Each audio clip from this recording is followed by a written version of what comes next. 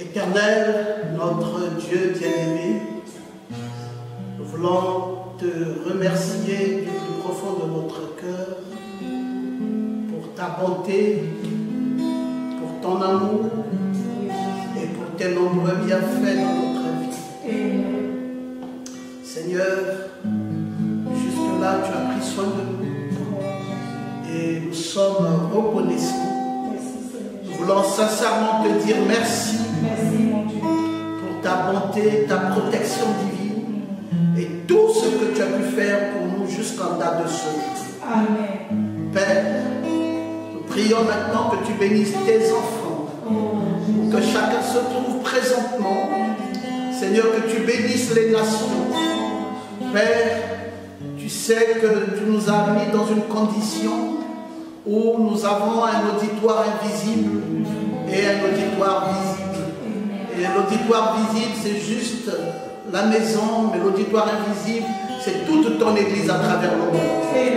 Je prie que tu bénisses chacun dans sa maison, que tu visites chacun dans sa maison. Père, que ta grâce soit plus que forte dans les maisons de chacun d'entre nous, que ton épouse soit bénie, Seigneur, et qu'Israël, ton peuple, soit aussi béni. Amen. Père, nous te remercions. Nous disons merci pour le prophète que tu nous as envoyé en ce temps de la fin. Seigneur, comme ceux qui étaient passés de l'autre côté au-delà du rideau, n'est-ce pas qu'ils ont dit, si tu n'étais pas venu, notre frère, où serions-nous? Père, nous pouvons encore le dire aujourd'hui. Merci infiniment. Merci de guérir ceux qui sont malades. Merci de consoler ceux qui sont affligés. Merci de reconforter ceux qui sont faibles. Envoie ta grâce. Envoie ta bénédiction. Visite-nous, Seigneur, alors que nous nous attendons à toi dans le parfait nom de Jésus-Christ, notre Sauveur.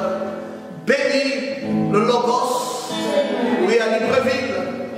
Oui, ciel, partout, à Port-Gentil, à Lambaréné, au Cameroun, partout au Congo. Prends soin, Seigneur, de ton épouse.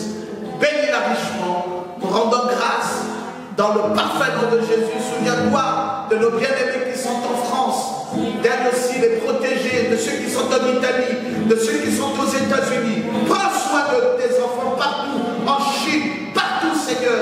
Veille sur eux, en Espagne, partout, notre Dieu. Nous voulons te les recommander à toi, en Angleterre, partout, en Hollande, partout, Seigneur. Prends soin de tes enfants, en Afrique du Sud, partout, Seigneur. Veille sur tes enfants, alors que nous te prions, Père, dans le parfait nom de Jésus-Christ, notre Sauveur et notre Dieu. Amen. Amen. Gloire à Jésus. Oh, que le Seigneur vous bénisse tous. Amen. Nous sommes heureux d'être encore ce matin dans la maison du Seigneur. Et je voulais sincèrement saluer tous les bien-aimés. Amen. Je voulais vous saluer tous dans le parfait nom de Jésus. Amen. Et je voulais vous rassurer de notre indéfectible amour. Amen. Vous savez que nous vous aimons et nous vous aimons véritablement.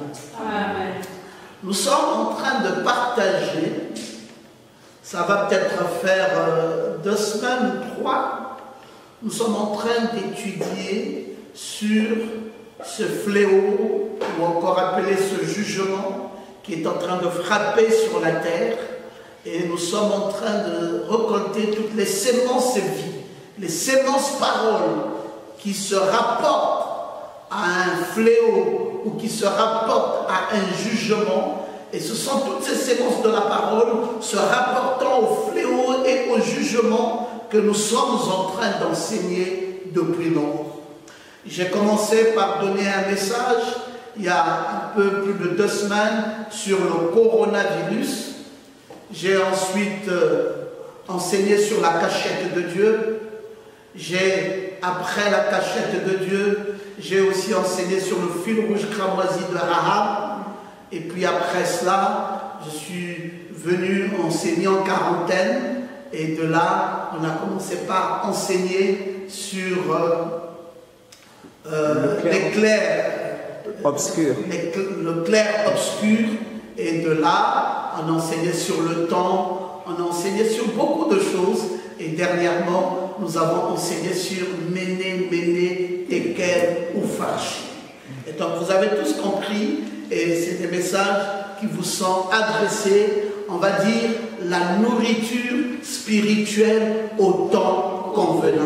Vous savez, l'avantage que nous avons, nous qui avons cru ce message, c'est qu'après que nous ayons cru ce message, le prophète de Dieu nous a dit que nous n'enseignons pas la parole dans le désordre. Amen. Nous n'enseignons pas la parole comme enseignent les dénominations. Amen. Les dénominations, ils peuvent prendre n'importe quel sujet, n'importe quand et n'importe comment, et ils développent. Mais nous qui sommes croyants du message, c'est toujours la nourriture spirituelle au temps convenable.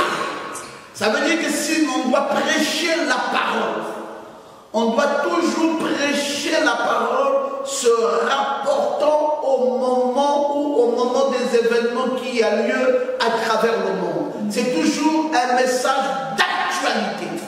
Rappelez-vous que Jésus avait dit dans la prière qu'il avait appris à ses apôtres, dit, voici comment vous prierez, notre Père qui es aux cieux, que ton nom soit sanctifié, que ton règne vienne et que ta volonté soit faite sur la terre comme au ciel.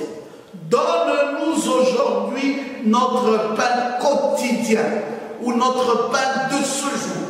Et donc vous comprenez que la nourriture spirituelle, c'est toujours le pain de ce jour. Pas le pain d'hier, pas le pain d'avant-hier, mais le pain de ce jour.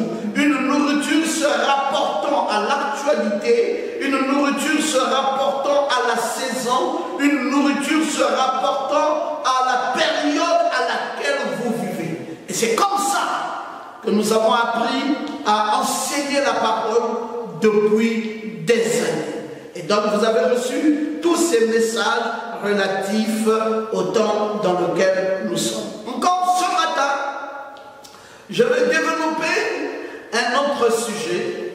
Vraiment, je vous prie de ne pas avoir peur. Parce que le sujet que je vais développer, bien entendu, c'est un message qui, même moi-même, j'ai eu peur.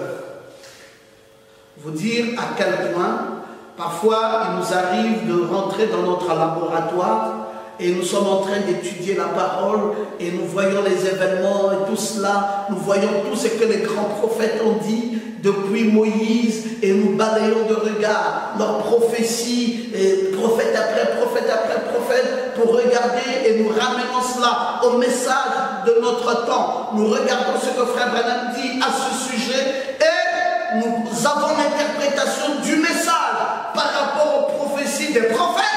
Et après cela, nous analysons et nous travaillons cela pour le bien du peuple de Dieu. Amen. Et quand donc, hier soir, j'étais en train de méditer la parole, comme tous les jours d'ailleurs, sur le message qu'il fallait que je vous apporte, et un message m'est arrivé sur Zacharie.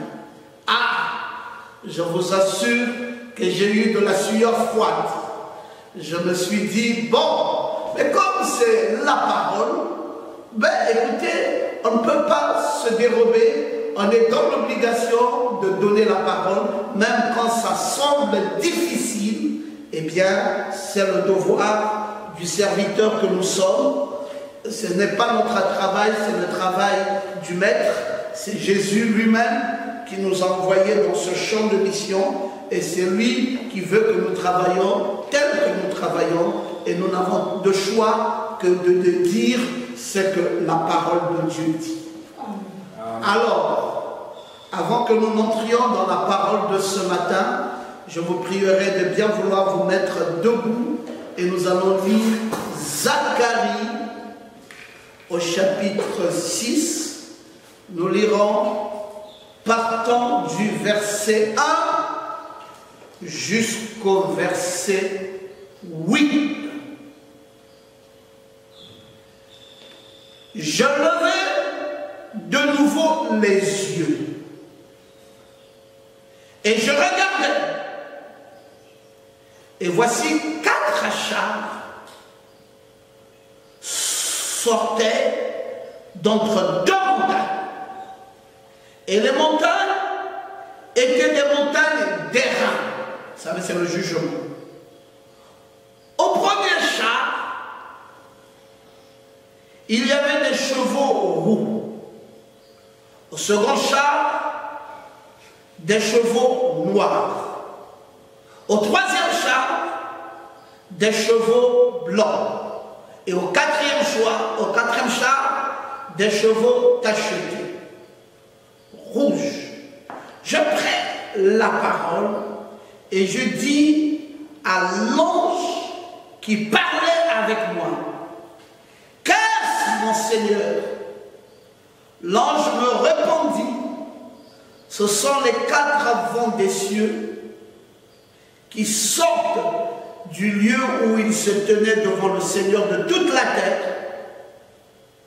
Les cheveux noirs attelés à l'un des chars se dirigent vers le pays du septentrion. Et les blancs vont après eux. Les tachetés se dirigent vers le pays du midi. Les rouges sortent et demandent d'aller parcourir la terre. L'ange leur dit, allez parcourir la terre. Et ils parcoururent la terre. Il m'appela et il me dit, vois, ceux qui se dirigent vers le pays du septentrion font reposer ma colère sur le pays du septentrion. Amen. Amen. Que Dieu bénisse la lecture de sa parole. Amen. Alors, je vais intituler mon message de ce matin, l'Afrique face au Covid-19 et son relèvement.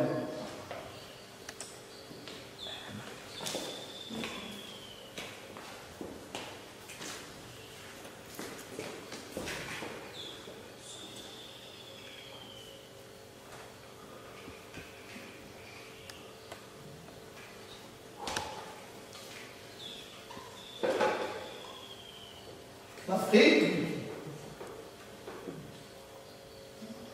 face au Covid-19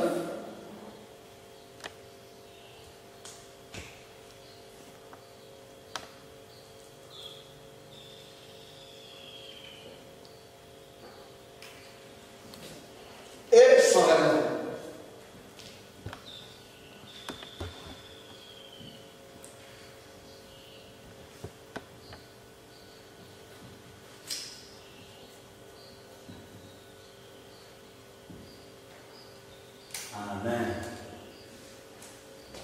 Et là, nous avons lu Zacharie au chapitre 6, du verset 1 au verset 8.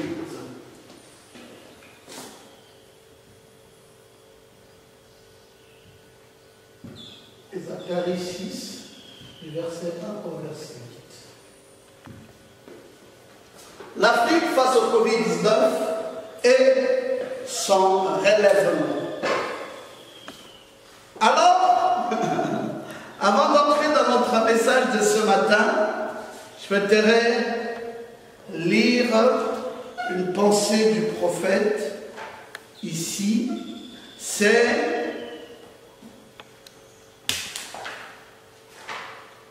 quelque chose de magnifique qui s'est produit en 1916. C'était la prophétie apportée par Charles Price. Charles Price, Frère Branham, on parle dans l'agneau et la colombe. Il dit que le docteur Price avait prophétisé sur la venue d'un grand mouvement. C'est en 1916 que que le docteur Price a prophétisé sur la venue d'un grand mouvement. Le docteur Price a quitté la terre un jour. Wim Hof a quitté le soir. Le docteur Price le matin suivant.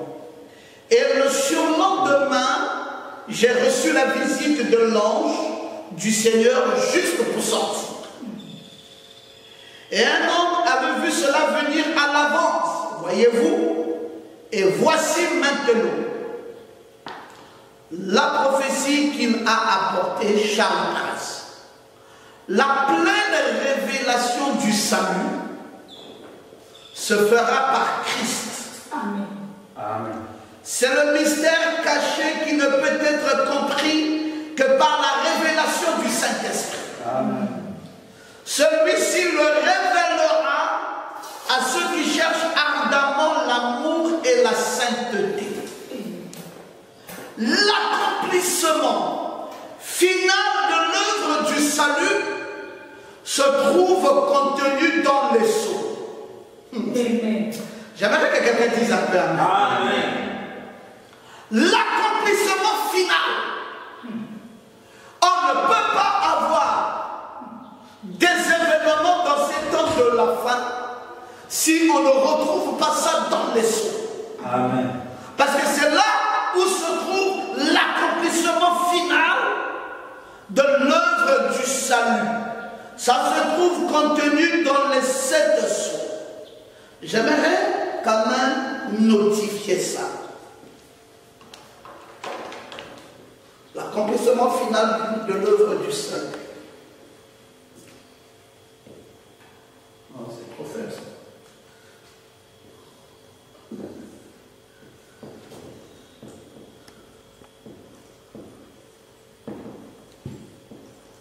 L'accomplissement final de l'œuvre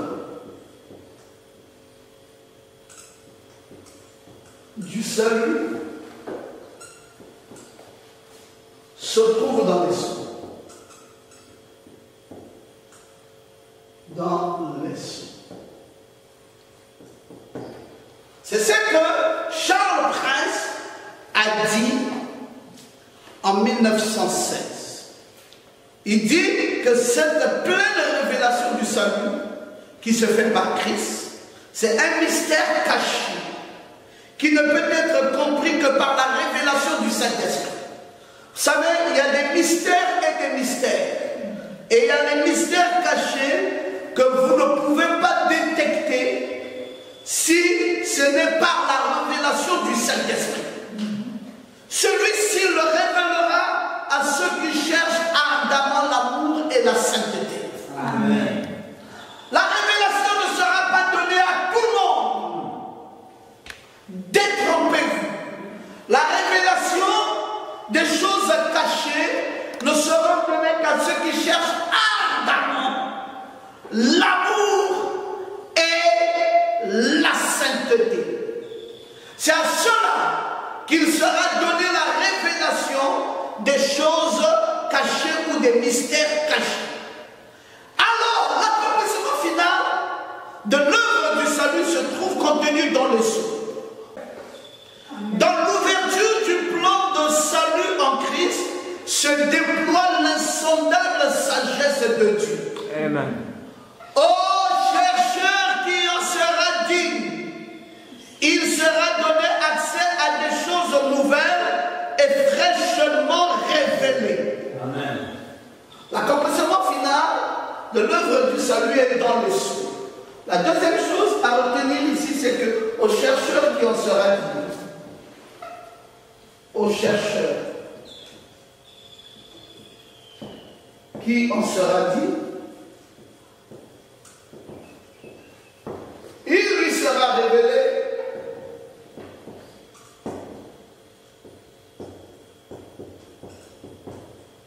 vous voyez, à ce chercheur digne, il leur sera révélé, d'après ce que Charles Price dit, aux chercheurs dignes, il leur sera donné aux choses, accès à des choses nouvelles et fraîchement révélées.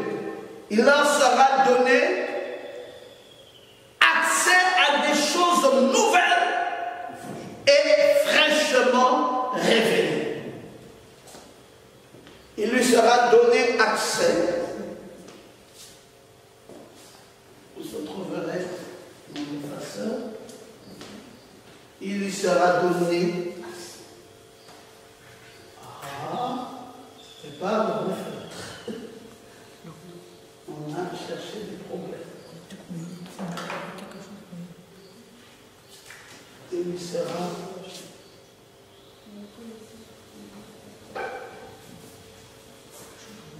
Il lui sera donné accès à des choses nouvelles.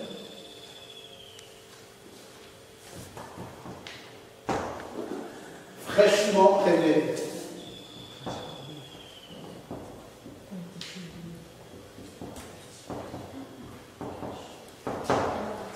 Nous écrivons souvent, c'est pour vous permettre de bien saisir les prophéties telles que ça se présente à nous et telles que Dieu nous le donne au fur et à mesure. Dans ce but, l'arche de l'alliance dans le ciel sera ouverte avant la fin de cet âge-ci. Juste avant la fin de cet âge, l'arche de l'alliance dans le ciel sera ouverte. Les sceaux du témoignage vivant qui s'y trouvent doivent être brisés. L'arche de l'alliance qui, dans le ciel, se trouvera présent au milieu des pures vierges de l'Église, là où se trouvera le corps de Christ, là où se trouvera également l'arche de l'alliance. La prophétie continue. Avec l'ouverture du témoignage vivant se trouve l'arche de l'alliance de Dieu, commence la puissante proclamation du témoignage. L'esprit de prophétie est le témoignage de Jésus.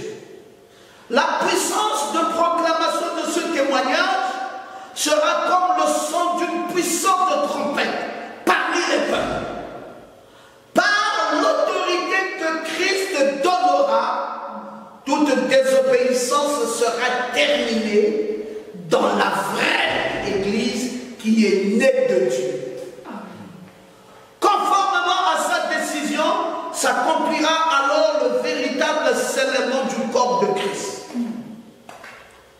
La pleine autorité de son nom leur sera accordée afin qu'ils puissent accomplir la mission qu'ils ont reçue. Ce renouveau les différenciera de tous ceux qui font partie de Babylone. L'appel et la préparation de cette église, son tâche arrivera d'une manière surprenante et cachée. De même que David a été élu par le ministère d'un prophète du Seigneur, ainsi une minorité sera amenée à la pleine maturité. Vous retenez donc que cette prophétie de Charles Price révèle la somme de beaucoup de choses qui ont trait au temps de la foi. Une des choses que ça révèle, c'est que dans ce temps-ci, il y aura l'accomplissement final de l'œuvre du salut dans les cieux. Une autre chose que ça révèle, c'est que ces sceaux seront révélés l'un après l'autre. Une autre chose que ça révèle, c'est que Dieu va susciter des chercheurs dignes. Et à ce chercheur digne, il lui sera donné accès à des choses nouvelles et fraîchement révélées. Une autre chose que ça révèle, c'est que l'arche de l'alliance dans le ciel sera ouverte. Une autre chose encore, c'est qu'il y aura l'esprit de la prophétie.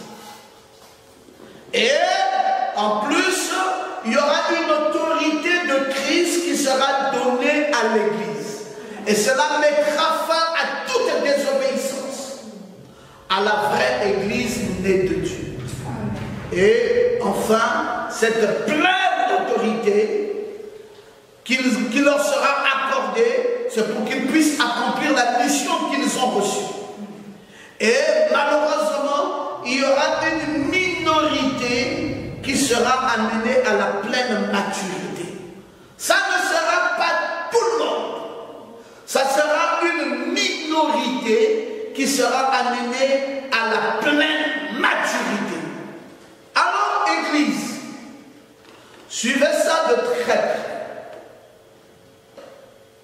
L'esprit de la prophétie qui nous sera donné, et lequel esprit de la prophétie sera dans les sceaux, lesquels sceaux seront ouverts un après l'autre pour mettre fin à l'accomplissement final de l'œuvre du salut. Et après cela, une pleine autorité sera donnée à une église, et cette église sera une minorité amenée à la maturité. Mais entre la révélation des sceaux et la pleine autorité et la minorité à la maturité, il se trouve à l'intérieur un chercheur digne, à qui Dieu va révéler des choses fraîchement nouvelles. Alors il y aura le chercheur digne. Mes amis, c'est à cette époque où nous sommes arrivés. Frère Branham nous a dit que quand Charles Prince est parti, Woodward s'est arrivé, quand Woodward est parti, et moi le surlendemain matin, Dieu m'a aussi suscité. Et il dit que Dieu nous a suscité comme dans un alignement. Quand l'un est parti, l'autre a été suscité. Quand l'autre est parti, l'autre a été suscité. Et maintenant, quand le prophète est parti, Dieu a confié la mission à ses Éphésiens 4. Et les Éphésiens 4 ont une mission première à accomplir selon la prophétie de Charles Prince.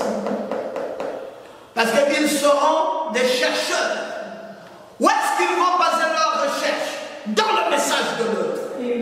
Ils vont baser leur recherche dans le message de l'autre pour ressortir ce qui donnera la pleine maturité à la minorité de l'épouse.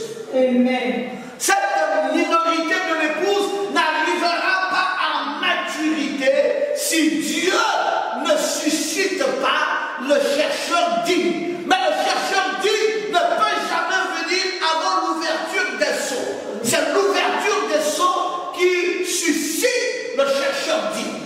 Et le chercheur digne, parce que dans les sceaux se trouve l'accomplissement final de l'œuvre du salut, la pleine autorité de Dieu sera donnée à ces chercheurs dignes qui vont révéler la parole, qui vont révéler l'esprit de la prophétie. Et après que l'esprit de la prophétie soit donné, alors une minorité arrivera à la maturité. Amen. Comment s'imaginer que Dieu va travailler dans le désordre? Comment s'imaginer que Dieu, qui nous a envoyé le plus grand de tous les prophètes, ait révélé le plan entier du salut dans les sceaux et que ça reste caché? Et qu'on ne peut pas comprendre c'est quoi l'accomplissement final, c'est quoi l'esprit de la prophétie, c'est quoi qui va amener l'église à cette minorité à maturité. C'est exactement quoi? C'est là où il faut commencer par comprendre le message.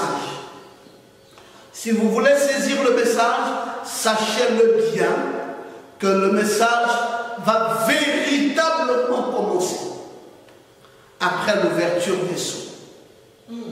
William Branham nous dit qu'avant l'ouverture des sceaux, cette Bible était faite. Mais après l'ouverture des sceaux, l'ange puissant était descendu. Non pas avec un petit livre fermé, mais l'ange puissant était descendu avec un petit livre ouvert.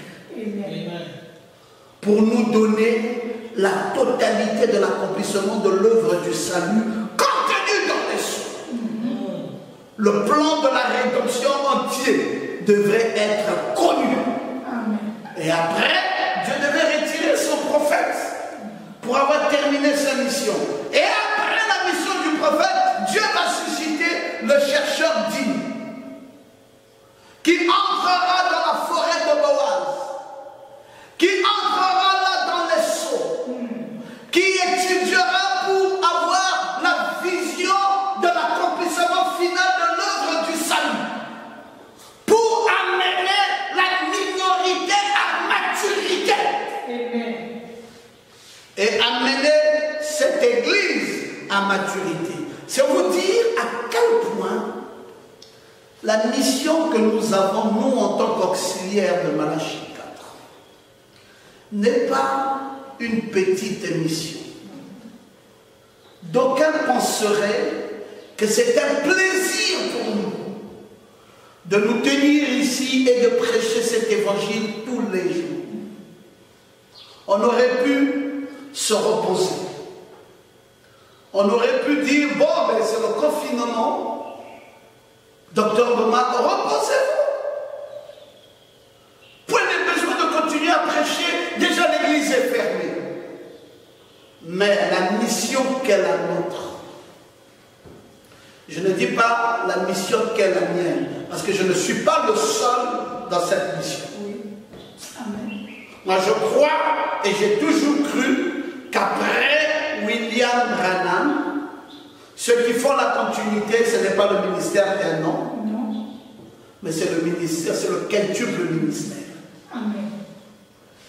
Parce qu'on a posé la question à Frère Branham, l'épouse aura-t-elle un ministère? Il dit oui.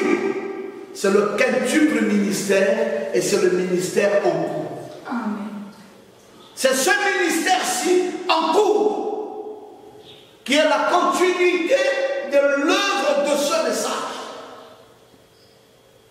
Dieu a suscité des auxiliaires comme des chercheurs pour entrer dans la pleine révélation et ressortir les substances vives qui est à l'intérieur, Amen. afin de donner à l'épouse, pour que l'épouse atteigne sa maturité et que l'épouse puisse être revêtue d'une autorité. Voilà donc ce qui nous a été prophétisé par Charles Price. Alors, le prophète Zacharie est celui qu'il me semble avoir détaillé de façon claire ce que nous vivons actuellement. Il me semble, de mon point de vue, que le prophète Zacharie soit celui qui a prophétisé de façon claire ce qui se passe présentement. Il dit qu'il a levé de nouveau les yeux. Et il regardait et il a vu 4 chars. 4 chars. Vous savez, d'abord, pour commencer, j'aimerais vous dire que le prophète Zacharie, avant qu'il puisse nous parler de sa vision sur les 4 chars, le prophète Zacharie nous a parlé sur 8 visions nocturnes. Si vous prenez le livre de Zacharie, vous allez vous rendre compte que dans ce livre de Zacharie, il y a 8 visions nocturnes.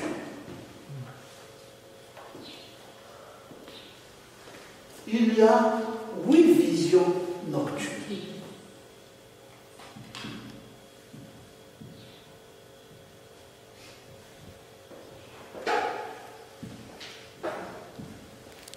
Et cette vision-ci, qui est la vision des 4 chars, est la 8e des visions. Et la 8e vision. Le prophète Zacharie n'a pas présenté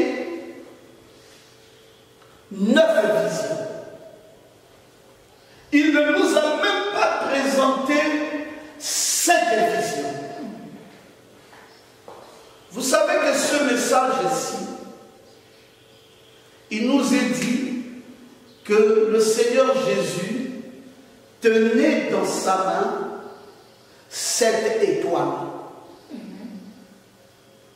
Et chaque étoile était un messager. Et chaque messager avait apporté une vision, une parole. Et quand nous sommes arrivés au 7e messager, à la Odyssée, qui est Frère Branham,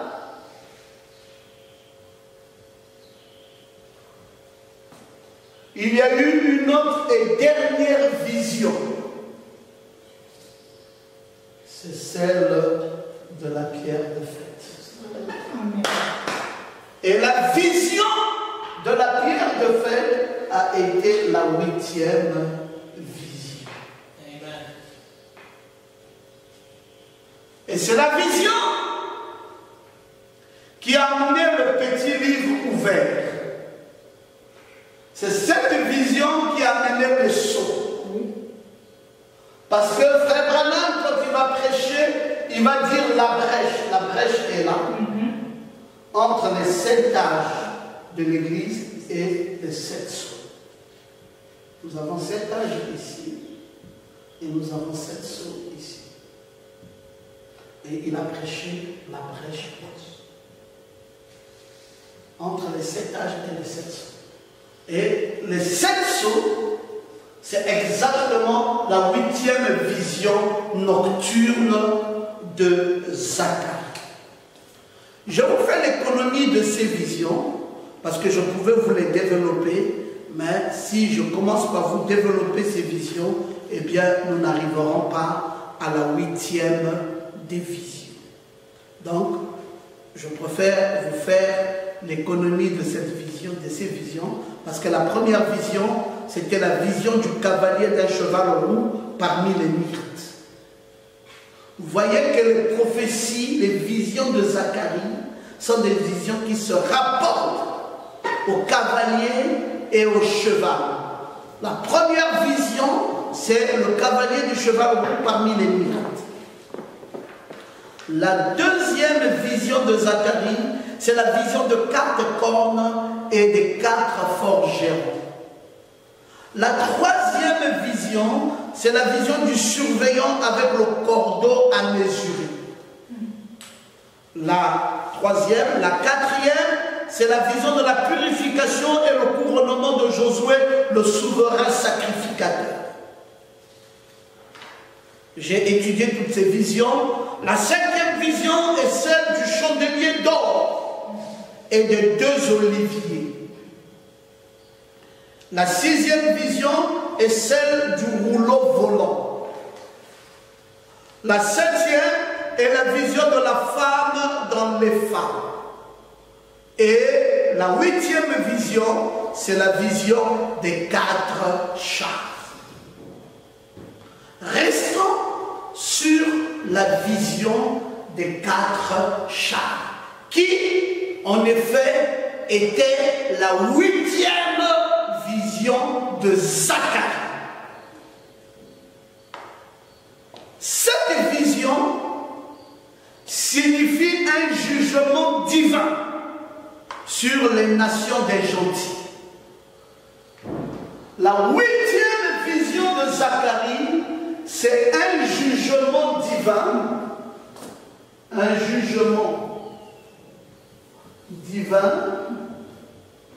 sur les nations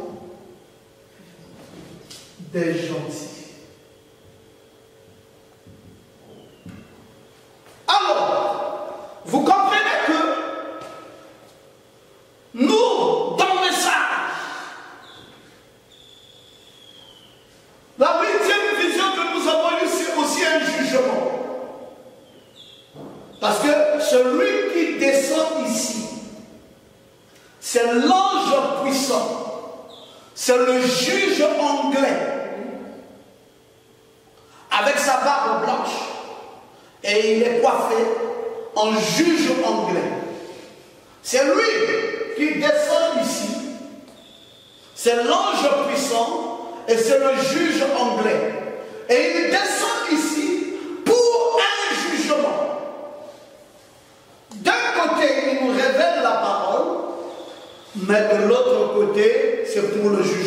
nation des gentils. Et c'est exactement ça, la 8e vision nocturne de Zacharie.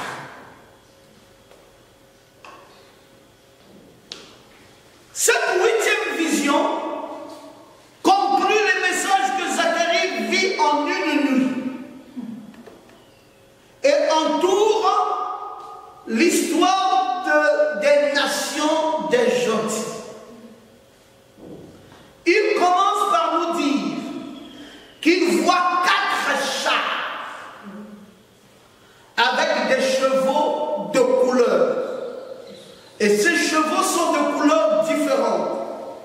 Ça veut dire que ça parle de l'universalité du jugement divin qui ira dans toutes les directions de la terre. Quand vous voyez les couleurs différentes de ces chevaux, ça veut dire l'universalité du jugement divin qui ira dans toutes les directions de la terre. Et il commence par nous dire que ce jugement qui ira dans toutes les directions de la terre, je suis en train de voir ça clair. Comment voyait-il ces jugements allant dans toutes les directions de la terre? Il le voyait tellement clair. Il dit, au premier char, il y avait des chevaux roux. Roux ou rouges. Le premier char,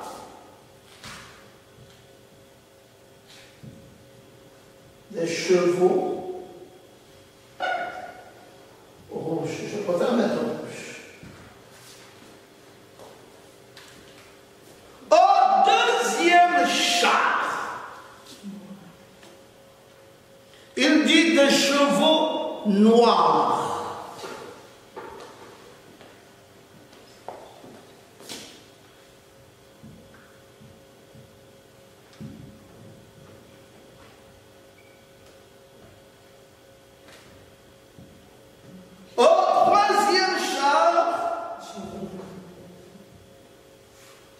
Il dit des chevaux blancs. Et au quatrième char, il dit des chevaux. Attendez que je vous lise ça clairement. Il dit des chevaux tachetés. Des chevaux tachetés. Yes, sir.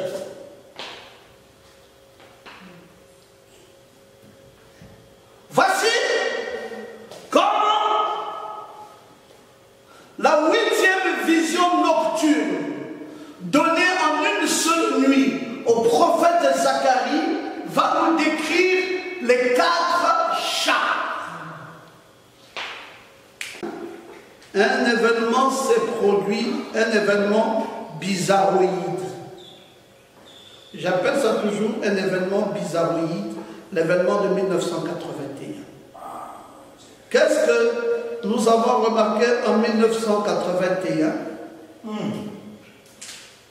Nous avons remarqué une histoire bizarre.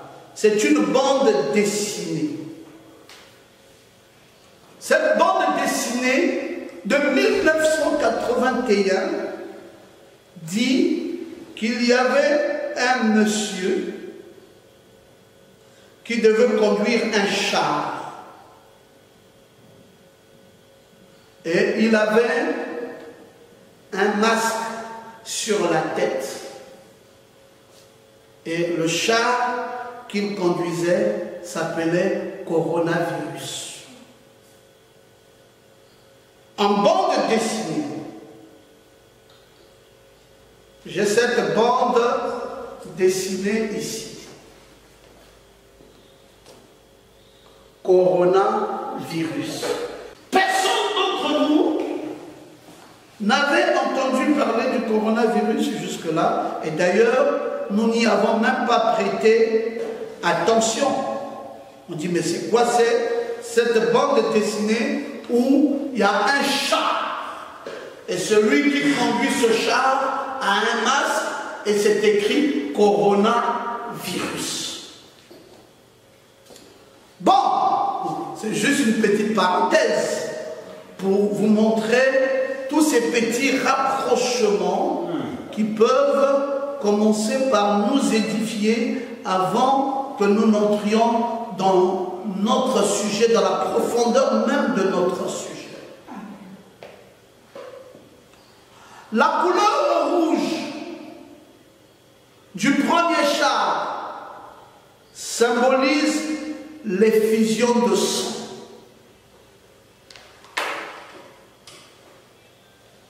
Ça veut dire que ici, nous avons l'effusion du sang.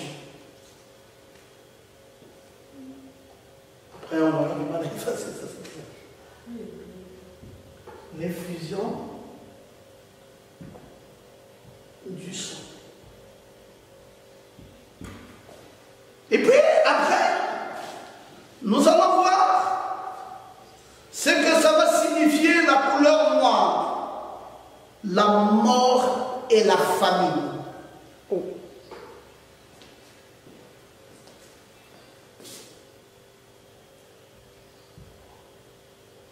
La mort et la famine.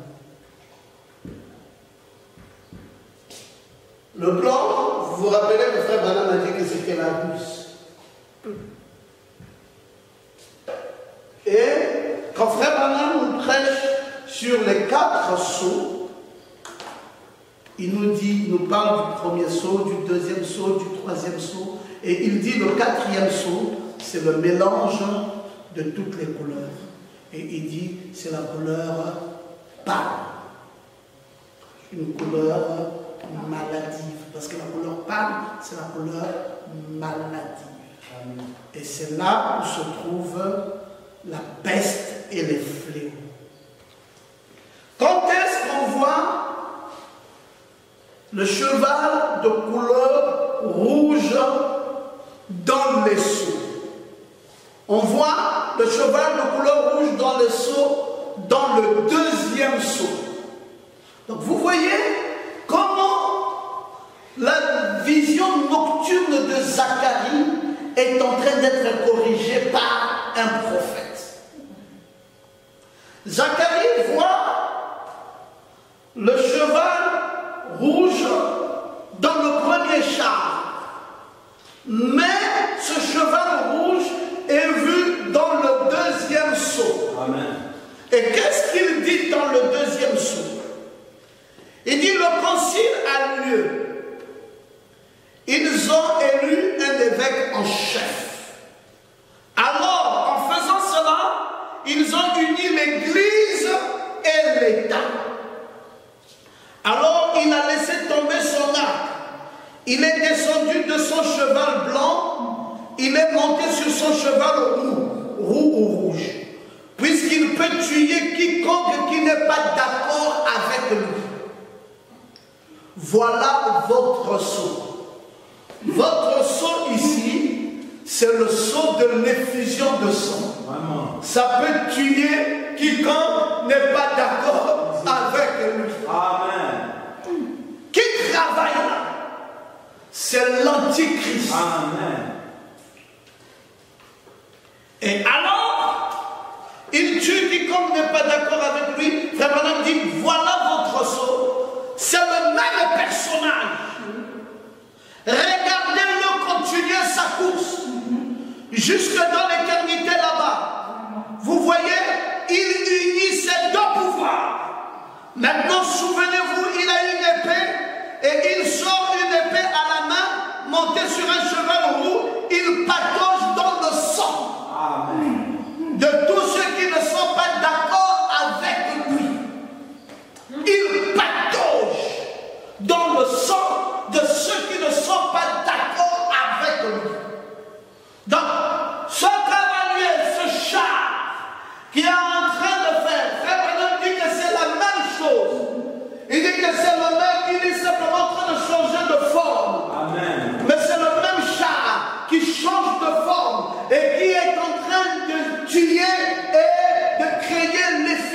sang partout.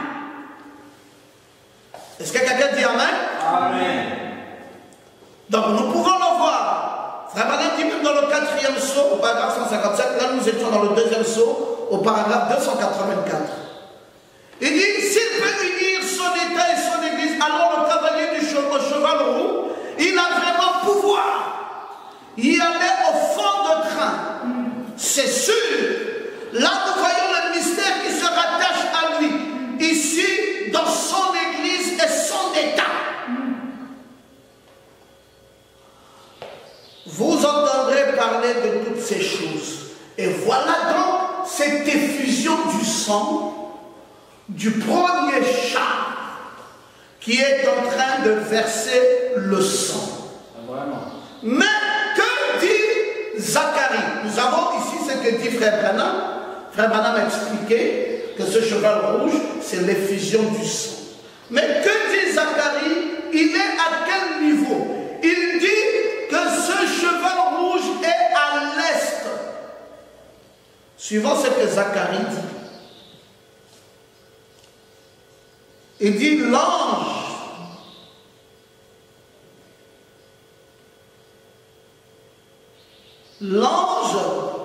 au premier char il y avait des chevaux roux, au second et au troisième, au quatrième. J'ai pris la parole et j'ai dit à l'ange qui parlait avec moi, qu'est-ce mon Seigneur? L'ange me répondit, ce sont les 4 enfants des cieux qui sortent du lieu où ils se tenaient devant le Seigneur de toute la terre. Les chevaux noirs attelés à l'un des chars se dirigent vers le pays du septentrion. Voici les 4 vents.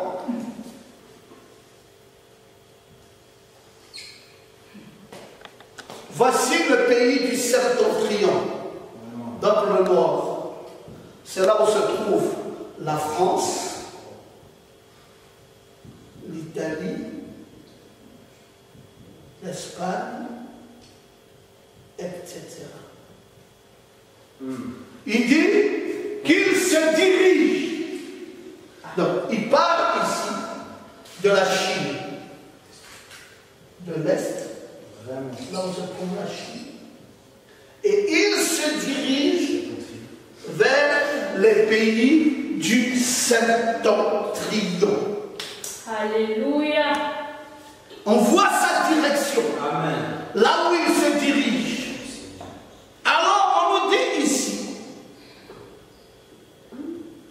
il se tenait devant le Seigneur toute la terre des chevaux, et ils sortent du lieu où se tenaient les chevaux, les cheveux noirs attelés à l'un des chars se dirigent vers le septentrion. La mort, qui est le cheval noir, est en train de se diriger vers le septentrion. Amen. Amen. Lisons d'abord le cheval noir pour comprendre ce que Frère Branham dit. Parce que là, le cheval noir ôte la lumière pour les ténèbres. Frère Branham dit dans le 3e sceau, maintenant remarquez, regardez bien, presque tout espoir avait été ôté à la vraie Église. Vraiment. Puisque cet individu dirigeait à la fois l'Église et l'État. Qu'est-ce qu'ils ont fait? Ils vont faire. Vous voyez, le catholicisme avait pris la direction à la fois de l'Église et de l'État. Et tous ceux qui n'étaient pas d'accord avec le catholicisme étaient mis à mort. Amen. C'est pour cette raison qu'il était sur un cheval de couleur sombre. Vraiment. Donc quand on voit un cheval de couleur sombre, d'après l'interprétation prophétique, ça veut dire que nous avons affaire ici au catholicisme. Amen. Nous avons affaire ici à c'est une affaire religieuse. Et le prophète de Dieu dit, alors ils ont pris la direction de l'Église et de l'État. Et ceux qui n'étaient pas d'accord avec le catholicisme étaient mis à mort. C'est pour cette raison qu'il a été sur un cheval de couleur sombre. Amen. Il dit que c'est ce que représentait ce cheval de couleur sombre, l'âge des ténèbres, le noir, les ténèbres, et la vie a été ôtée. La lumière a été ôtée et maintenant c'est la mort. Et regardez quelque chose de sombre. Vous connaissez bien cette histoire. Alors, ici, le cheval noir,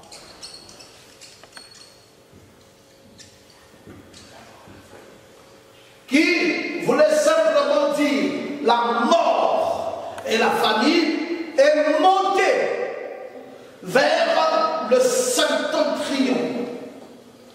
Montant vers le septentrion, nous penserons que c'est sa deuxième chevauchée. C'est sa première chevauchée. Mais il y aura une deuxième chevauchée. Alors, que nous dit Zacharie? Et les blancs vont après eux. Après eux, c'est les blancs. Or, le blanc ici, c'est le troisième char. Là où c'est la ruse. Après eux, alors, il arrivera ici, c'est le char blanc. Or, ici, nous sommes aux États-Unis. Parce que ici, nous sommes exactement en Occident.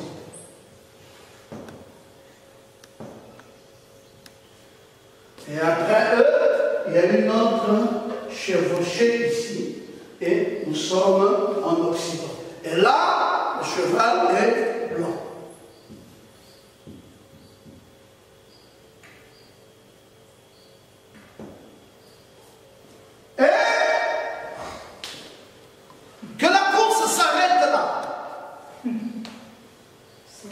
Malheureusement, la course ne s'arrête pas. Il dit les blancs vont après eux. Et les tachetés se dirigent vers le pays du Midi. Maintenant, on arrive ici en Afrique. My God.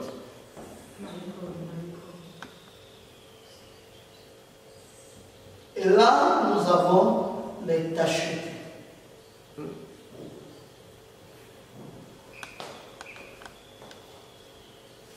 Et Zacharie est toujours en train de voir dans sa 8e vision nocturne, qu'il a vu en une seule nuit, comment ce mouvement de vent, ce fléau, cette guerre avançait. Il dit que ça partait vers le septentrion. Après, ça descendait au cheval blanc, puis ça venait vers le midi, là où il y a le 4e char, les chevaux tachetés. Bon, je vous ai lu le premier sceau pour vous parler du cheval blanc. Le prophète de Dieu dit dans le 3e sceau, il dit, donc il est arrivé sur un cheval blanc, il dit la ruse. C'était ça le premier sceau. Puis il leur dit, prenez garde que personne ne vous séduise, ils séduiront beaucoup de gens. La ruse, la séduction, le premier sceau, le cheval blanc. Maintenant, quand vous avez terminé avec le cheval rouge, le cheval noir, le cheval blanc, la seule couleur et la toute dernière couleur qui vous reste, c'est le cheval pâle. Alors, ce cheval pâle s'appelle la mort. Le prophète de Dieu dit, la peste et la mort. Il dit le 4e sceau des pestes et la mort. La peste et la mort va arriver là, dans ce cheval tacheté. Donc, l'Afrique c'est que l'Afrique n'est pas épargnée. Dans le mouvement que ça doit faire, la finalité c'est l'Afrique. Ici, c'était l'épicentre de la maladie. C'est parti ici. C'est devenu l'épicentre de la maladie. Et c'est parti ici. C'est devenu l'épicentre de la maladie. Je ne veux pas dire que l'Afrique aussi deviendra l'épicentre de la maladie. Mais, si on veut respecter la prophétie de Zacharie dans sa 8e vision nocturne, alors l'épicentre d'ici qui est allé au septentrion, qui a quitté pour aller en Occident, finit par arriver en Afrique. Est-ce que l'Afrique deviendra-t-elle aussi l'épicentre de cette maladie? Je préfère mettre un point d'interrogation. Ce n'est pas le souhait, c'est véritablement pas le souhait. C'est un enseignement. On est juste en train de voir en tant que chercheur, puisqu'il y a un événement qui se produit sur la terre, qu'est-ce que nous pouvons voir de ça? Il y a des vents, il y a des esprits, et il y a des jugements, et le jugement est en train d'aller. Alors, comment nous allons faire si l'Afrique, par mégarde, devient l'épicentre de la maladie? Alors, mes amis, c'est pour cela que vous m'avez entendu vous prêcher sur l'Afrique face au Covid-19 et son relèvement. Parce que Dieu, dans sa souveraineté, après ses desseins judiciaires, vous allez voir que les anges du jugement divin ou le pouvoir de Dieu ont accompli des desseins judiciaires sur toute la face de la terre. Je veux vous lire ces jugements dans le psaume 148, verset 8.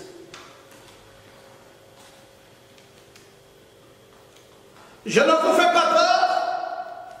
Je sais que tel que vous êtes là maintenant, vous avez très peur. Mais je vous assure que quand j'ai reçu ce message, je n'ai pas voulu le prêcher en fait. En bon africain, je n'ai véritablement pas voulu le prêcher. Je trouvais que ce n'est pas bien si cela doit être tel que nous le voyons là et que cela doit arriver jusqu'au midi. C'est quelque chose de pitoyable. 148, le verset 8. Vous voyez le jugement divin?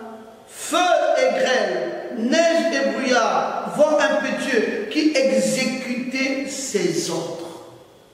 Vous allez lire également dans Jérémie 49, au verset 36, vous allez voir toujours les desseins judiciaires. Et si vous lisez dans Daniel 7, au verset 2, vous verrez les desseins judiciaires. Et en Apocalypse 7, le verset 1, vous verrez les desseins judiciaires. Dieu dit à Zacharie de communiquer à Josué. Quand c'est arrivé ici, au midi, Dieu dit à Zacharie, dans cette vision nocturne, communique avec Josué. Mes amis, vous savez que Josué, c'est ce Jésus dans l'Ancien Testament. Parce que Josué a la même signification que Jésus. Josué, c'est Jésus sauveur.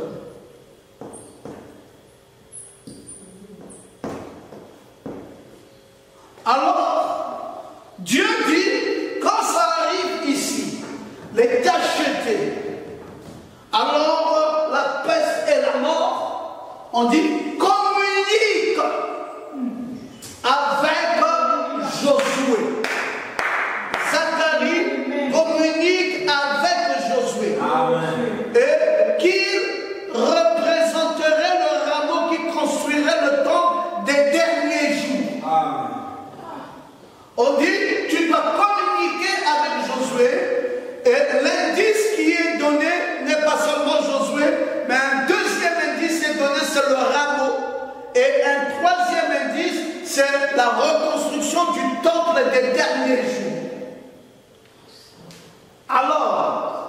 Moïse avec Josué, qui se représenterait par le rameau,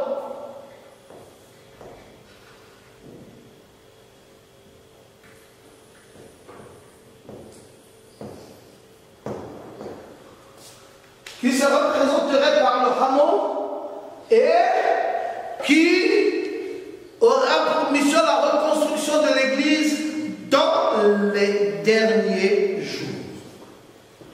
Alors, c'est quoi qui arrive maintenant en Afrique? Mes amis, cette Afrique est tranquille. Elle n'est pas dérangée jusque-là.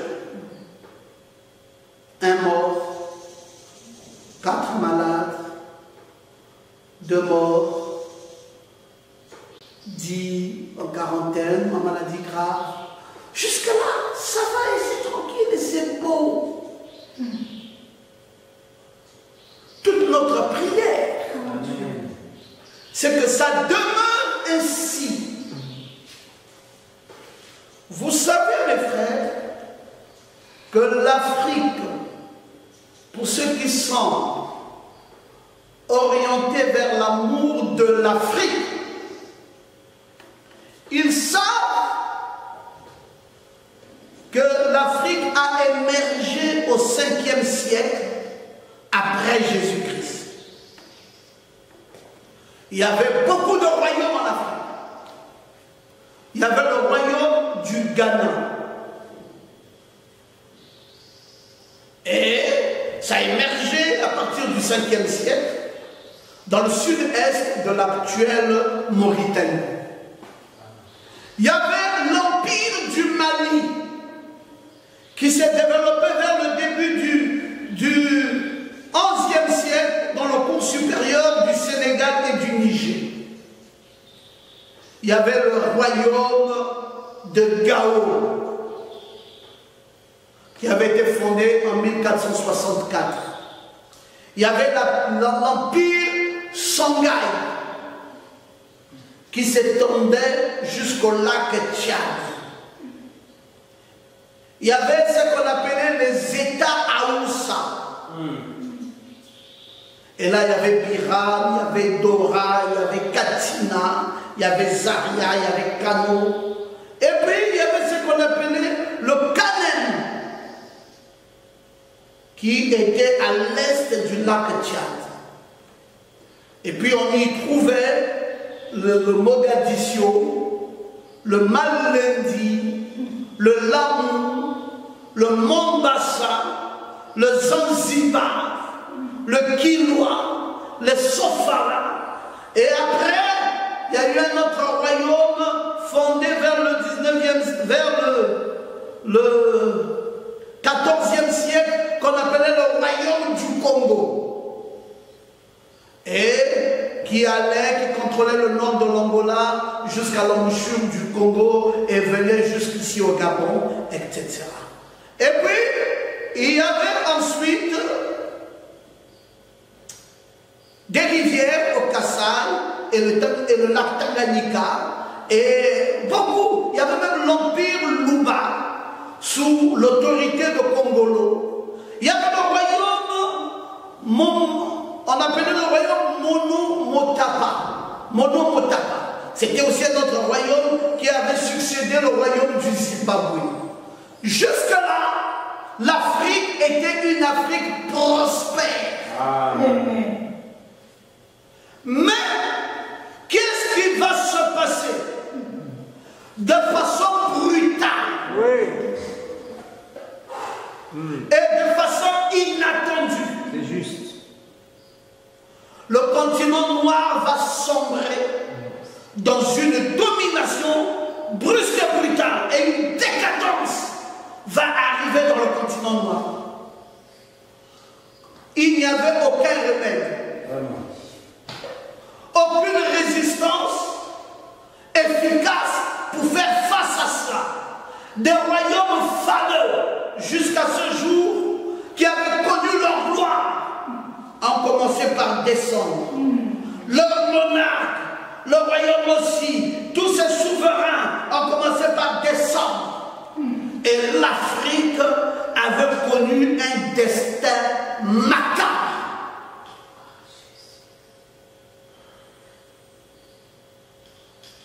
Quand vous voyez une tranquillité,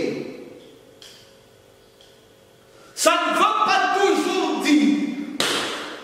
Quand vous voyez une prospérité, ça ne veut pas toujours dire que c'est la sécurité. Les choses peuvent changer. Vous savez, quand en Occident, ils ont dit, oh, c'est la maladie de la Chine. Personne, quand on a entendu parler de ce fléau en Chine, ne pouvait s'imaginer que l'Occident ici deviendra l'épicentre de la maladie. C'est allé tellement vite, que nous ne savons pas c'est quoi le sort de l'Afrique. C'est pour cela, les amis, s'il y a quelque chose qui nous convient de connaître maintenant, c'est qu'à partir de maintenant, nous devons savoir c'est quoi le remède en Afrique. Dites encore Amen. Amen. Amen. Juste. Parce que l'Afrique a au moins le bénéfice d'avoir des grands hommes spirituels. Amen. Oui, monsieur. Frère, on peut vous sous-estimer par votre pauvreté. Amen. Mais on ne peut pas vous sous-estimer par vos prédicateurs. Amen. Amen. Vous avez en Afrique des grands hommes de Dieu. Oui. Amen. Yes.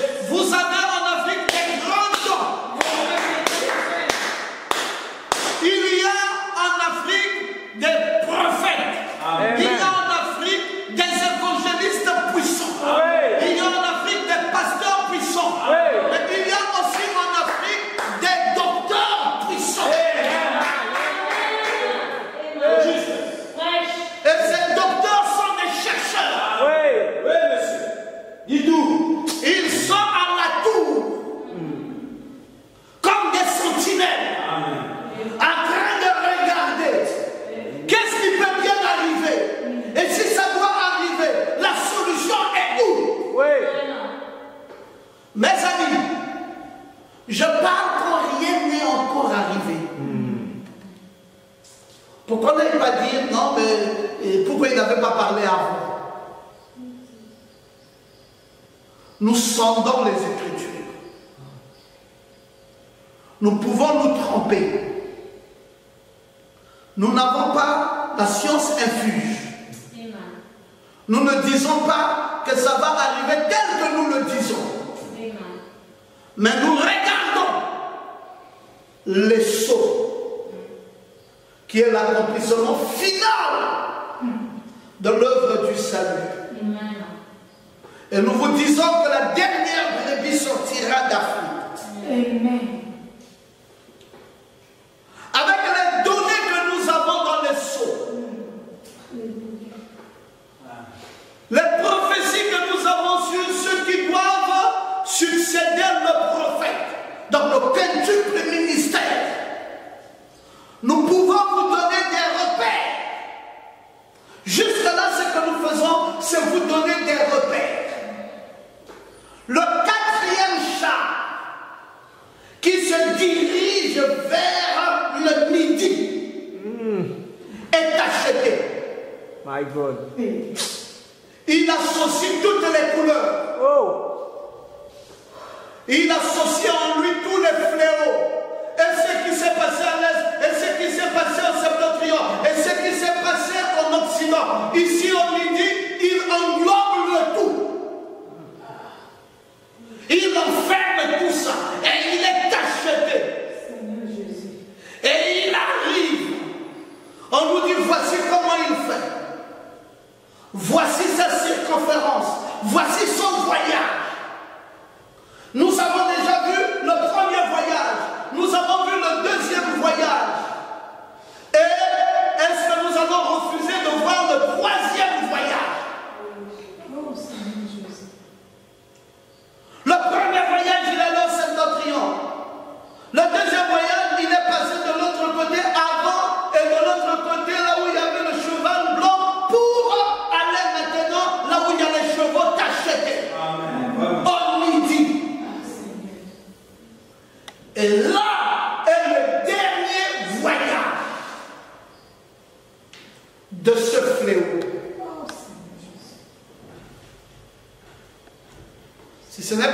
fléau aussi. Peut-être que ça sera un autre fléau. Je ne suis pas prophète. Je suis un enseignant de la parole. Et mon devoir d'enseignant, c'est de vous dire ce que nous lisons dans la Bible et nous lisons dans le message. Cette Afrique était une Afrique prospère et une Afrique tranquille. Vraiment. Mais brutalement, je vous ai dit, des choses curieuses s'est installées dans cette Afrique. Si cette Afrique a sombré, comme elle avait sombré, une Afrique où il y avait des rois, il y avait des monarques, il y avait la science, il y avait l'intelligence, mais elle a sombré. Elle a sombré. Est-ce que cette Afrique, peut-on penser qu'il y a un espoir? Je vais vous lire la grande prophétie de l'Afrique. C'est dans Ésaïe au chapitre 19. Ceux qui savent quand on parle de l'Afrique connaissent également Ésaïe 19. Je vous lis déjà le verset 21 et 22. L'Éternel se fera connaître des Égyptiens. Les Égyptiens connaîtront l'Éternel. En ce jour-là, ils serviront avec un sacrifice et une offrande. Ils voueront un vœu à l'Éternel et l'accompliront. Amen. Voilà aujourd'hui, on est content de cette prophétie du verset 21. Amen. Les Égyptiens ici, c'est l'Afrique. Ils connaîtront l'Éternel. Allez partout, vous allez voir que là où on connaît Jésus, là où on adore véritablement, là où les gens ont donné leur vie à Christ, c'est en Afrique. Amen. Mais je vais vous lire le verset 22. Et l'Éternel frappera l'Égypte. Il frappera et il les guérira. Amen. Amen. Alléluia. Amen. Bon, voilà donc une chose d'abord à retenir. Alléluia. Avant que l'Éternel ne vienne guérir l'Afrique, D'abord frapper. Amen. l'Éternel va d'abord frapper l'Afrique. C'est juste. C'est la parole. Il frappera l'Afrique et il guérira. Il guérira. Donc, attention. Dire que l'Afrique ne sera pas frappée,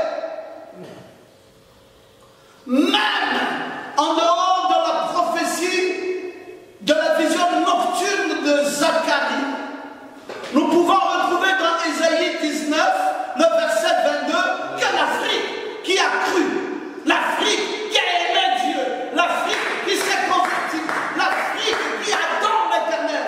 Mais il y aura une séquence Alléluia. où cette Afrique sera frappée. Amen. Et Zacharie dit que ça va vers le midi.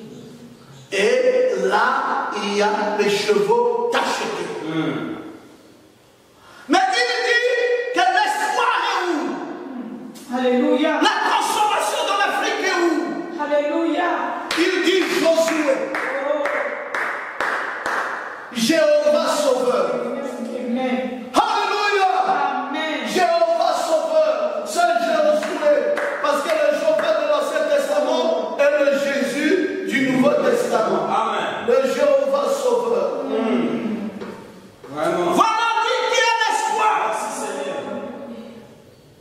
Il viendra guérir l'Afrique avec un rameau. Amen. Alléluia.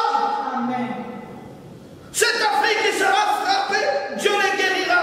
Et il se tournera vers l'Éternel et il leur sera propice et les guérira. Amen. J'aimerais que mes amis et frères africains sachent que si nous venions à observer l'augmentation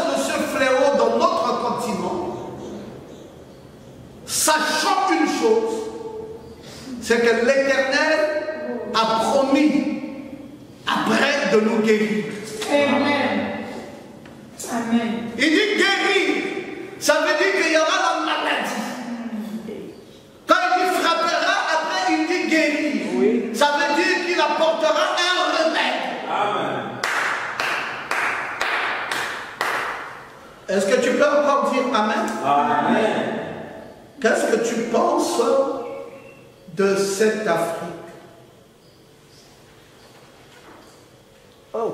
Qu'est-ce que tu penses de ce qui arrive maintenant?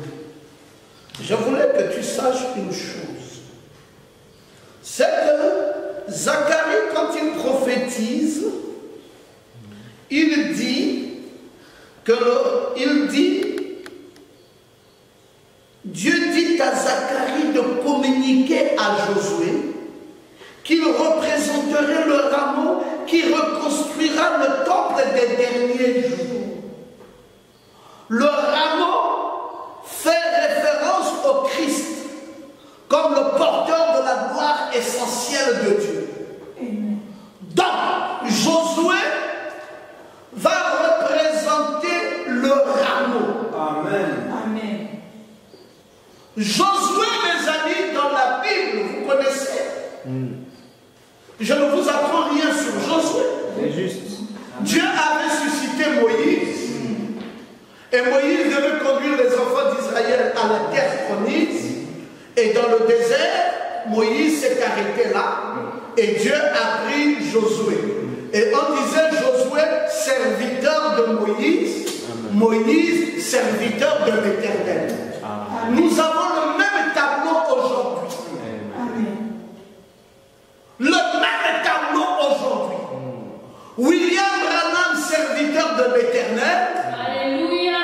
Et les Éphésiens 4:11, serviteurs de Branham. C'est vrai. C'est lui qui a reçu le mandat de la révélation de la parole. Amen. Et nous, disciples de Jésus, nous sommes restés sous les enseignements de Branham. Amen. Et quand vous avez un maître qui vous enseigne, vous devenez son disciple. Parce que le disciple, c'est celui qui est enseigné. Et le maître, c'est l'enseignant. Et l'enseignant, c'est Branham. Et le disciple, c'est ça le Josué. Amen. Il y a un ministère Josué aujourd'hui Ouais. pour amener le peuple à la terre promise. Amen. C'est juste. On ne peut pas se dérober de ça. Amen. Amen. On ne peut même pas refuser ça. Amen. Et ces Josué-là ont quelque chose de magnifique, c'est que ces Josué ont le rameau. Et le rameau, c'est Christ lui-même. Amen. Alléluia. Amen. Le rameau, c'est Jésus. C'est la puissance et l'autorité. Oui. C'est juste. Je crois ça. La sémence de la femme, dans ces temps de la fin, sera investie de la puissance et de l'autorité pour l'accomplissement de la prophétie. Alléluia. Et cette sémence de la femme, c'est le quintuple ministère. Investi de la puissance et de l'autorité pour l'accomplissement de la prophétie. Et il y aura donc ce rameau-là qui sera là.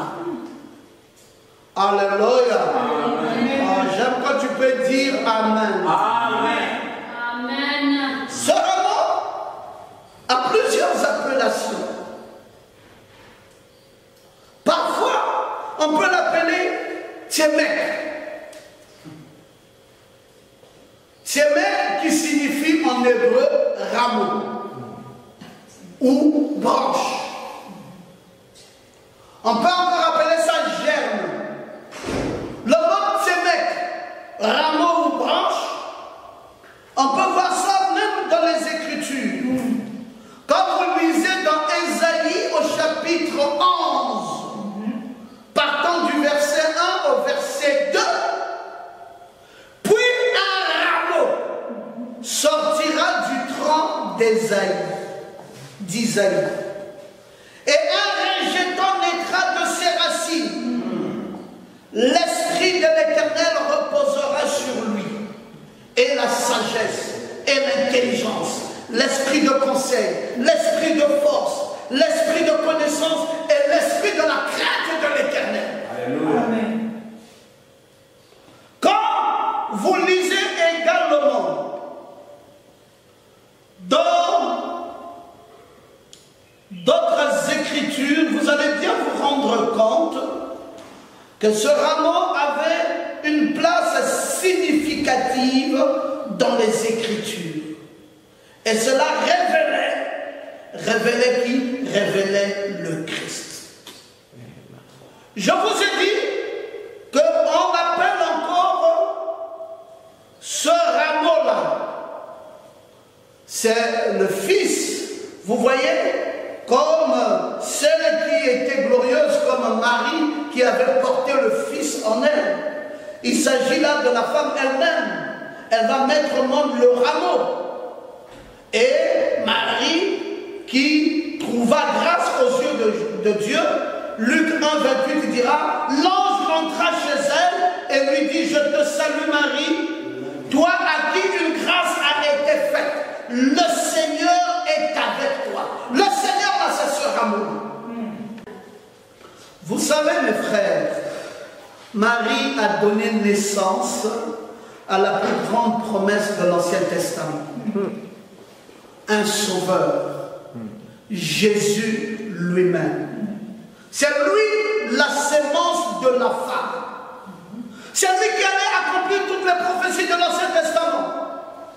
Et le 28 février 1963, l'enfant mâle, oui, Marion, épouse parole, est venu au monde, oui, porté par le 7e ange.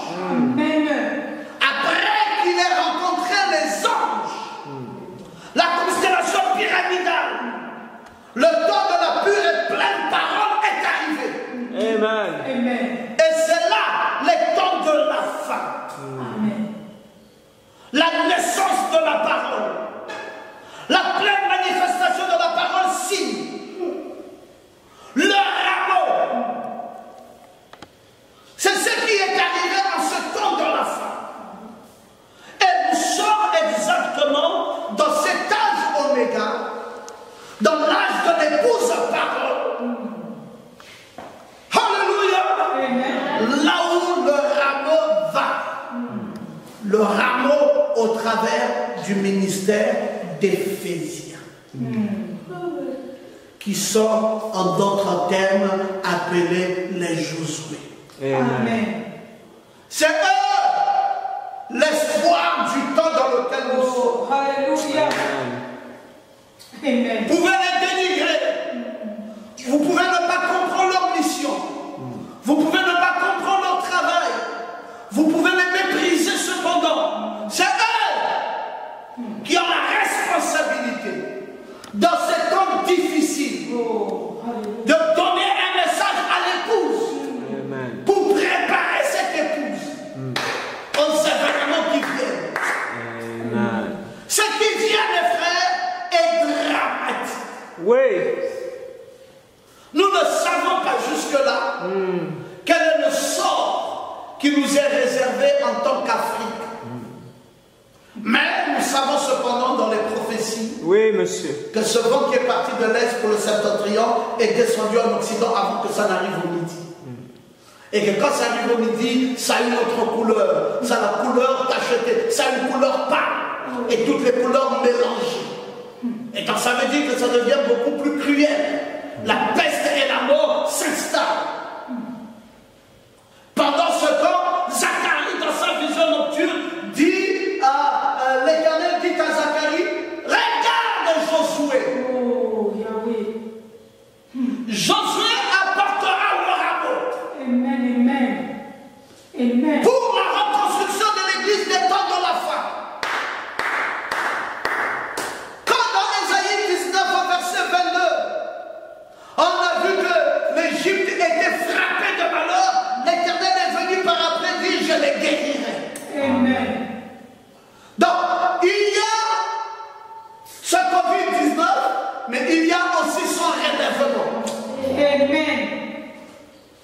c'est les guérisons.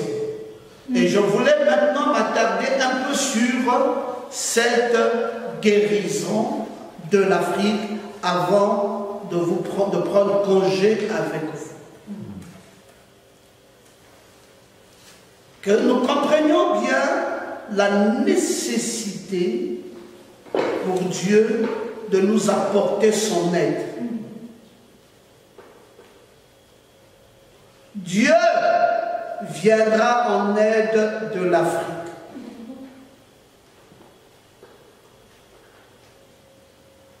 Dans le message, les temps présents de mon ministère, nous sommes au paragraphe 119, Frère Branham dit, mais tous les hommes m'ont abandonné parce que j'ai pris la vraie parole et que cette parole, je suis resté exactement avec ce qu'il m'a dit.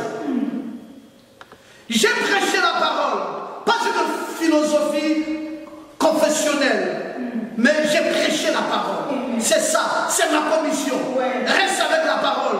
Frère, vous qui écoutez ceci sur les bancs, j'étais un grand homme quand je suis venu parmi vous, guérissant simplement les malades, parlant des visions et montrant des choses. Mais quand j'en suis arrivé à vous dire la vérité au sujet de la parole, pourquoi m'avez-vous tourné le dos? Vraiment, vraiment. Est-ce que vous vous rendez compte que cela accomplit exactement ce que l'Écriture a dit? Maintenant, je peux entrer à peine quelque part. On a fermé la route à Frère Branham quand il est arrivé au 3e poule de son ministère. Quand c'est la guérison de vie, tout le monde acclame. Quand c'est le message de prospérité, tout le monde acclame. Mais écoutez mes frères, les temps ont changé. Amen. Amen. Si vous ne mangez de ma chair et ne buvez de mon sang, vous n'avez de part avec moi. Maintenant, c'est le sang qui coule. Maintenant, c'est un cheval tacheté. Dans la dernière dispensation, il faut un Josué prenant ce que Moïse a dit, répétant ce que Moïse a dit et élevant le rameau. Amen. Qui n'est autre que Christ lui-même. Amen. Dans la fête des trompettes, le prophète dit, Seigneur, il n'y a aucune collaboration nulle part. J'essaye même d'entrer en Afrique du Sud là-bas. Je sais qu'il y a des âmes qui attendent encore. Ils sont qui ne veulent pas me recevoir, Seigneur. Ce n'est pas à cause de moi, Seigneur, mais c'est à cause de ce message. Mais tu as dit que ce serait comme ça. Tu l'as fait connaître pour que nous ne nous décourageons pas. Nous savons quelle heure nous vivons. Amen. Amen. L'heure est avancée. Le message est rejeté. Plus personne ne veut plus de ça. Et le prophète de Dieu dit, un grand champ de travail s'ouvre maintenant à nous. Qu'est-ce qui se passe maintenant? Dieu va tourner ses regards vers cette Afrique. Mes amis, cette Afrique est merveilleuse parce que c'est elle qui va témoigner un amour réel pour ce message. Amen. Il dit, cela fait des années que j'essaie de retourner en Afrique, mais j'ai l'impression que mon ministère n'y est pas terminé en Afrique. Pourquoi devrais-je aller en Afrique alors qu'ici aux États-Unis, il y a 600 ou 700 villes qui appellent? Même ici au Canada, au Mexique, ou n'importe lequel de ces endroits. Pourquoi voudrais-je aller là-bas en Afrique? Vraiment. Frère Branham dit dans le message, que ferions-nous de ce Jésus qu'on appelle Christ? Nous sommes au paragraphe 19. Il dit, c'est quelque chose dans mon cœur qui m'attire en Afrique. Alléluia. Amen. Il y a quelque chose que j'aime dans ces gens. Amen. J'aimerais aller simplement pour les gens de couleur. Oh, alléluia. Beaucoup de dirigeants pensent que je ne devrais pas aller, mais je veux aller pour mes de couleur. Amen. C'est là que le Seigneur m'a appelé. Amen. Oh, est-ce qu'on peut entendre quelqu'un dire Amen? Mes amis, Dieu va venir. Oui, Dieu. Cette Afrique a reçu son prophète. Cette Afrique a besoin de miséricorde. Cette Afrique est appelée les amis du prophète. Amen. Et ces gens-là, frère Branham dit, ces gens sont dans le besoin. Beaucoup parmi eux, les blancs peuvent avoir des médecins. Tu vois? Oui. Les blancs peuvent avoir des médecins. Et toutes ces choses, mais ces pauvres indigènes qui vivent là-bas sont à moitié dévorés par la maladie. Vraiment, Seigneur. J'ai l'impression qu'ils seraient susceptibles de recevoir cette parole. Amen, amen. Ils le seraient. Il y a quelque chose là-dedans. Amen, amen. Ils sont malades, mes amis de couleur, mes amis en Afrique. Ils sont malades, mais ils aiment la parole de Dieu. Amen. Et j'en ferai, j'irai là-bas pour eux. Je les relèverai. Amen. Je ferai quelque chose. Oui. Je les guérirai. Oui. Je prierai pour mes amis de couleur. C'est pour eux que le Seigneur m'a appelé. Oh, alléluia. Quand frère Branham allait partout, priant pour les malades, et étant pour les gens une grande bénédiction matérielle, il était le bienvenu pour toutes les églises. Mais quand il a commencé à prêcher le vrai message, après l'ouverture des sceaux, le monde entier l'a rejeté à cause de ce message. Sauf l'Afrique noire. Nous l'avons reçu. Et tout le cœur de frère Branham brûlait pour les Noirs. Il suffirait d'aller et de venir vers nous. Amen. Frère Branham déclare à la fin de sa vie que son message est pour les Noirs qui ont été les seuls à le recevoir. Et c'est pour eux que Dieu l'a envoyé. Alléluia! Frère Branham est notre Moïse. Amen. Dieu l'a envoyé pour l'Afrique noire. Et son message, Oh, alléluia. la nuée de gloire, le sept tonnerre, c'est venu pour l'Afrique. C'est un jugement, Oui. mais après un relèvement. Amen. Rassurez-vous, mes amis, que je vous ai prêché ce message avec mon cœur. Oui. Je vous ai montré ce que disent les sceaux. Oui. Je vous ai montré le mouvement de l'esprit, Oui. le mouvement des vents, Oui. et comment ça viendra au midi Oui. avec des chevaux tachetés. Parle, et que là-bas la peste et la maladie sera là. Oh. Branham a dit, mais les autres ont des médecins. Moi, en Afrique, ici, n'a pas de médecin. Vraiment. Il faut que j'aille là-bas. J'ai été envoyé pour mes amis de couleur. C'est pour eux que j'ai été appelé. Mes frères, notre espoir, c'est le message du temps de la fin. Amen. Amen. Quoi que cela arrive, n'oubliez pas que nous avons un espoir. C'est le message que Dieu nous a donné. Restons attachés à ce message. Amen. Que rien ne nous éloigne de ce message. Que notre amour pour le message soit vrai. Que notre adhésion pour le message soit vrai. Que nos cœurs soient attachés à ce message. C'est le seul espoir. Amen. Le seul espoir, le relèvement de l'Afrique viendra grâce à ce message. Amen. Il n'y a pas un autre moyen. Comprenez ça bien. Nous n'avons pas des médecins comme les autres. Nous n'avons pas la chose comme les autres. Frère Branham lui-même le dit ici. Nous n'avons rien comme eux. Mais il dit, Dieu a dit à son prophète, vas-y là-bas. C'est pour tes amis de couleur. C'est pour ça que j'ai envoyé ce message. Vas-y là-bas. Travaille là-bas. Œuvre là-bas. Il recevra ce message. C'est le message qui nous guérira. Amen. Mettons notre foi et confiance Alléluia. dans ce glorieux message. Oh. Voilà, très chers amis, ce que je voulais vous partager avec humilité de cœur et simplicité de cœur. Si vous avez été heurté, pardonnez-moi. Toutes les fois, recevez le message tel que Dieu nous l'a donné et que le Seigneur Jésus vous bénisse richement. N'oubliez pas ce rameau et n'oubliez pas le Josué, le seul espoir pour le relèvement de l'Afrique. Quand les fléaux s'abattent au midi, c'est Josué et le rameau qui relève le défi et le message envoyé pour ce temps de la fin. Je vous remercie pour votre aimable attention. Puisse notre Dieu vous bénir et vous bénir très richement. Shalom. Amen. Alors que nos mains sont levées, Père Céleste, je te remercie de tout mon cœur Oh Dieu. que tu nous aies parlé clairement aujourd'hui sur ce qui se passe.